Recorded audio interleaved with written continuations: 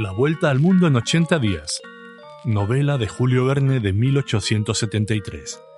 Leída e interpretada por Antonio Sotopatiño. Capítulo 21.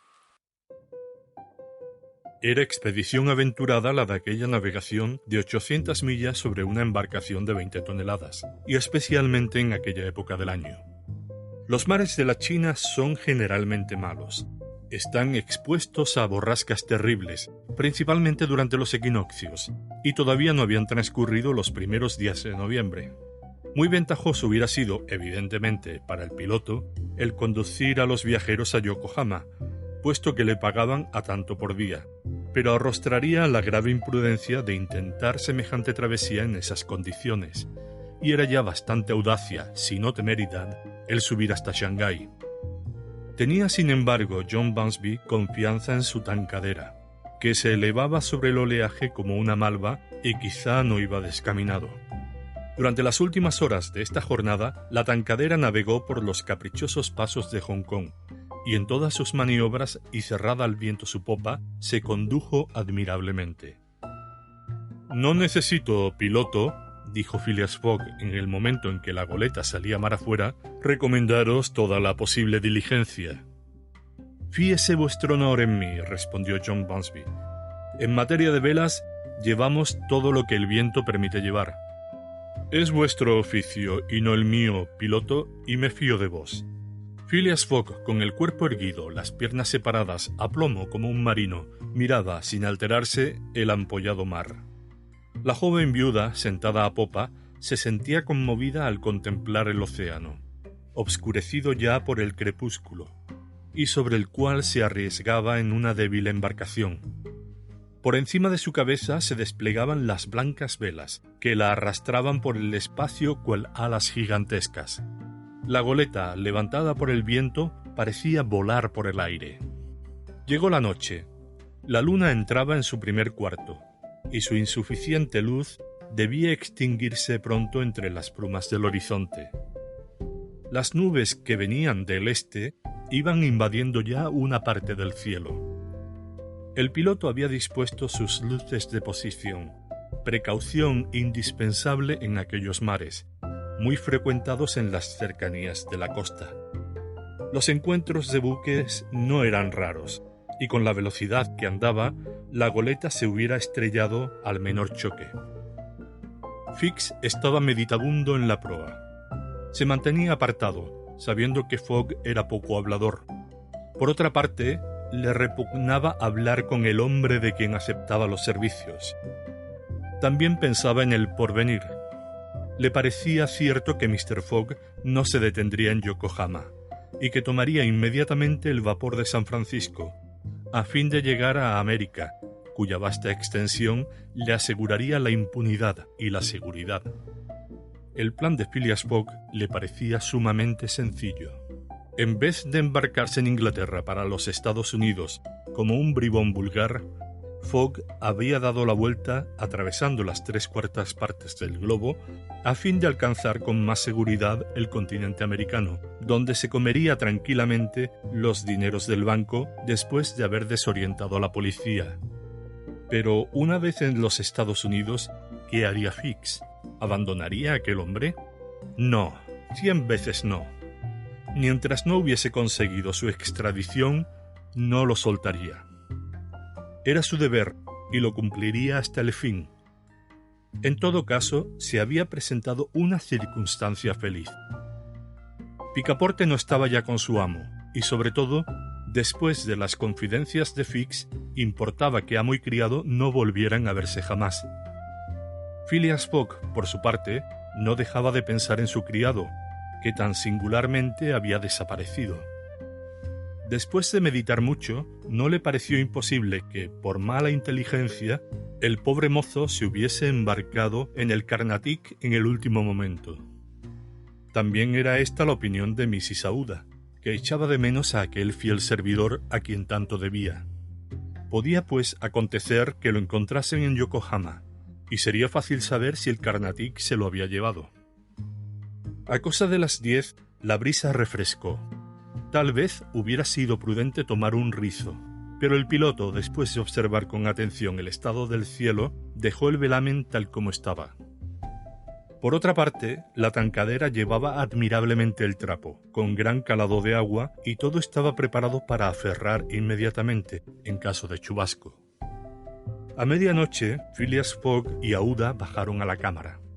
Fix les había precedido y se había tendido en el diván. En cuanto al piloto y sus hombres, permanecieron toda la noche sobre cubierta.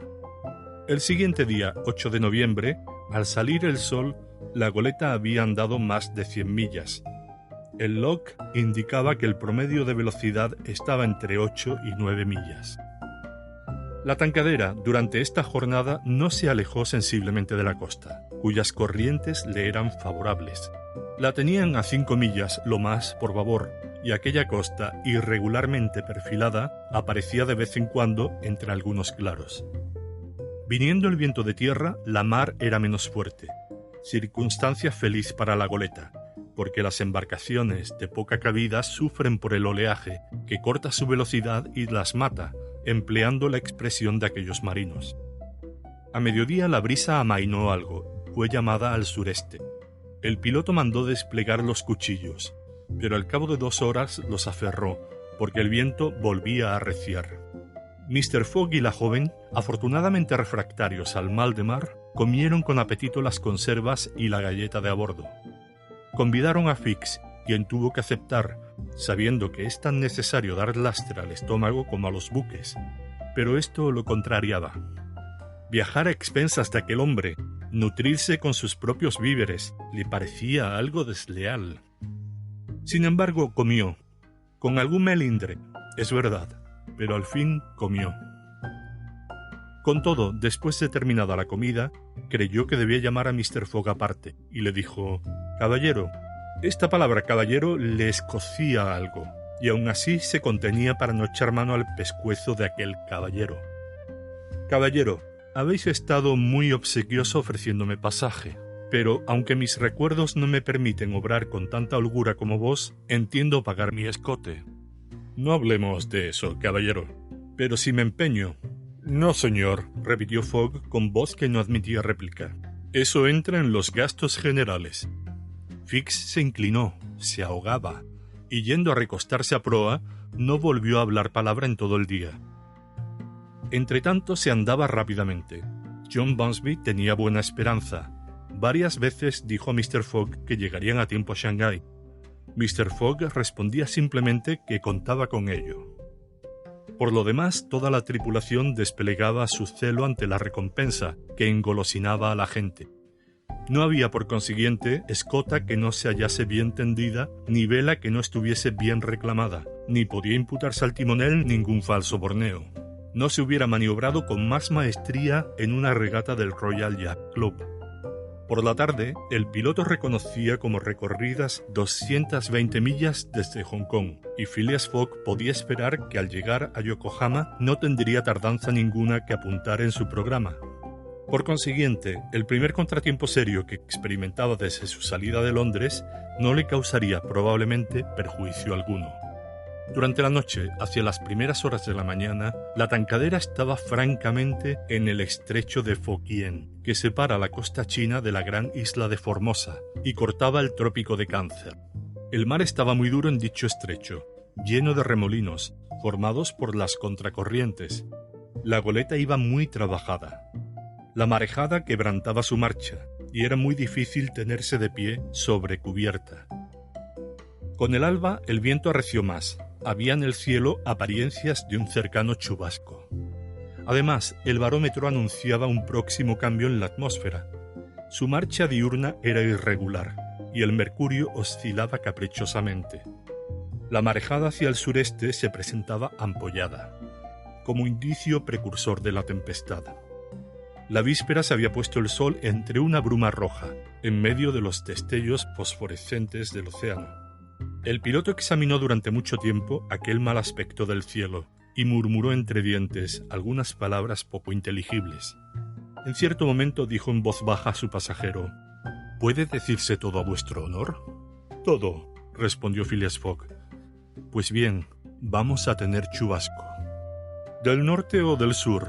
preguntó sencillamente Mr. Fogg. Del sur. Vedlo, se está preparando un tifón. Vaya por el tifón del sur, puesto que nos empujará hacia el buen lado, respondió Fogg. Si así lo tomáis, replicó el piloto, nada tengo que decir. Los presentimientos de John Bunsby no lo engañaban. En una época menos avanzada del año, el tifón, según expresiones de un célebre meteorólogo, se hubiera desvanecido en cascada luminosa de llamarada eléctrica. Pero en el equinoccio de invierno era de temer que se desencadenase con violencia. El piloto tomó sus precauciones de antemano. Arrió todas las velas sobre cubierta. Los botadores fueron despasados. Las escotillas se condenaron cuidadosamente. Ni una gota de agua podía penetrar en el casco de la embarcación. Solo se hizo en trinquetilla una sola vela triangular para conservar a la goleta con viento en popa. Y así las cosas se esperó. John Bunsby había recomendado a sus pasajeros que bajasen a la cámara, pero en tan estrecho espacio, casi privado de aire, y con los sacudimientos de la marejada, no podía tener nada de agradable aquel encierro. Ni Mr. Fogg, ni Mrs. Aouda, ni el mismo Fix consintieron en abandonar la cubierta. A las 8 la borrasca de agua y de ráfagas cayó a bordo. Solo con su trinquetilla la tankadera fue despedida como una pluma por aquel viento, del cual no se puede formar exacta idea sino cuando sopla en tempestad. Comparar su velocidad a la cuádruple de una locomotora lanzada a todo vapor sería quedar por debajo de la verdad. Durante toda la jornada corrió así hacia el norte, arrastrada por olas monstruosas, y conservando, felizmente, una velocidad igual a la de ellas. 20 veces estuvo a pique de quedar anegada por una de esas montañas de agua que se levantan por popa, pero la catástrofe se evitaba por un diestro golpe de timón dado por el piloto. Los pasajeros quedaban algunas veces mojados en grande por los rocíos que recibían con toda filosofía. Fix gruñía, indudablemente, pero la intrépida Aouda, con la vista fija en su compañero cuya sangre fría admiraba, se manifestaba digna de él y hacía frente a su lado a la tormenta. En cuanto a Phileas Fogg, parecía que el tifón formaba parte de su programa. Hasta entonces la tankadera había hecho siempre rumbo hacia el norte, mas por la tarde, como era de temer, el viento se llamó a 3/4 al noroeste. La goleta, dando entonces el costado a la marejada, fue espantosamente sacudida. El mar la hería con violencia suficiente para espantar, cuando no se sabe con qué solidez están enlazadas entre sí todas las partes de un buque. Con la noche la tempestad se acentuó más, y viendo llegar la oscuridad y con la oscuridad crecer la tormenta, John Bunsby tuvo serios temores. Preguntó si sería tiempo de escalar la costa, y consultó a la tripulación, después de lo cual se acercó a Fogg y le dijo: «Creo, vuestro honor, que haríamos bien en arribar a un puerto de la costa». «Yo también lo creo», respondió Phileas Fogg. «Ah», dijo el piloto, «¿pero en cuál?» «Solo conozco uno», respondió tranquilamente Mr. Fogg, «y es Shanghái». El piloto estuvo algunos momentos sin comprender lo que significaba esta respuesta y lo que encerraba de obstinación y de tenacidad. Después exclamó: «Pues bien, sí, vuestro honor tiene razón. A Shanghái». Y la dirección de la tankadera se mantuvo denodadamente hacia el norte. Noche ciertamente terrible. Fue un milagro que la goleta no volcase. 2 veces se vio comprometida, y todo hubiera desaparecido de cubierta, a no mantenerse firmes las trincas. Aouda estaba destrozada, pero no exhaló queja alguna. Más de una vez tuvo Mr. Fogg que acudir a ella para protegerla contra la violencia de las olas. Al asomar el día, la tempestad se desencadenaba todavía con extraordinario furor. Sin embargo, el viento volvió al sureste. Era una modificación favorable, y la tankadera hizo rumbo de nuevo en aquel mar bravío cuyas olas se estrellaban entonces con las producidas por la nueva dirección del viento. De aquí el choque de marejadas encontradas, que hubiera desmantelado una embarcación construida con menos solidez. De vez en cuando se divisaba la costa, por entre las rasgadas brumas, pero ni un solo buque a la vista. La tankadera era la única que se aguantaba a la mar. A mediodía hubo algunos síntomas de calma, que, con el descenso del sol en el horizonte, se pronunciaron con más decisión. La corta duración de la tempestad se debió a su misma violencia. Los pasajeros, completamente quebrantados, pudieron comer algo y tomarse algún descanso. La noche fue relativamente apacible. El piloto hizo restablecer sus velas en bajos rizos. La velocidad de la embarcación era considerable. Al amanecer del 11, reconocida la costa, aseguró John Bunsby que Shanghái no distaba 100 millas. No quedaba más que aquella jornada para andar esas 100 millas. Aquella misma tarde debía llegar Mr. Fogg a Shanghái si no quería faltar a la salida del vapor de Yokohama. A no estallar la tempestad, durante la cual perdió muchas horas, hubiera estado en aquel momento a 30 millas del puerto. La brisa amainaba sensiblemente, y la mar se calmaba al propio tiempo. La goleta se cubrió de trapo, cuchillos, velas de estay, contrafoque. En todo hacía presa el viento, levantando espuma en el mar la roda. A mediodía, la tankadera no estaba a más de 45 millas de Shanghái. Le faltaban 6 horas para llegar al puerto, antes de la salida del vapor de Yokohama. Los temores se despertaron con viveza. Se quería llegar a toda costa. Todos, excepto Phileas Fogg, sentían latir su corazón de impaciencia. Era necesario que la goleta se mantuviese en un promedio de 9 millas por hora y el viento seguía calmándose. Era una brisa irregular que soplaba de la costa a rachas, después de cuyo paso desaparecía el oleaje.